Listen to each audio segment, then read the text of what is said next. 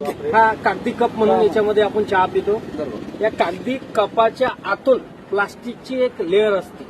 ती लेअर आणि कागद बांधण्यासाठी बिपेन नावाचं केमिकल वापरलं जातं. ते बिपेन नावाचं केमिकल कॅन्सरला निमंत्रण देतं आणि भारतीय शास्त्रज्ञांनी सांगितलेलं आहे. आता बरेचसे लोक म्हणतात हा तर कागदी कप आहे, याच्यामुळे काय होणार आहे. ते एका कागदी कपात चहा पिल्यामुळे 25,000 मायक्रोकन प्लास्टिकचे आपल्या पोटात जातात एकदा पिल्यामुळे.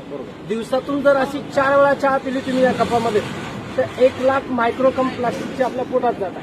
ते गेल्यामुळे तुम्हाला 100% कॅन्सर होतो म्हणजे होतो, त्यात काही दुमत नाही. आणि तुमच्याकडे जर समजून घ्या कॅन्सरचा इलाज करण्यासाठी करोडो रुपये असतील तर आपण नक्की घ्या, काही हरकत नाही.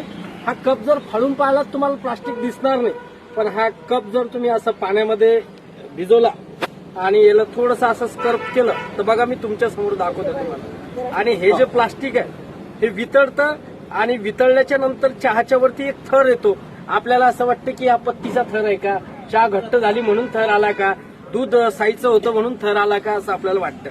तर ह्या सगळ्या गोष्टी बोलायचा भात बोलायचा कडी आहे. बघा आता हे जर प्लास्टिक वितळलं आणि हे तुमच्या पोटात गेलं, दिसतं याच्यामध्ये तुम्हाला हे ट्रान्सपरंट प्लास्टिक आहे.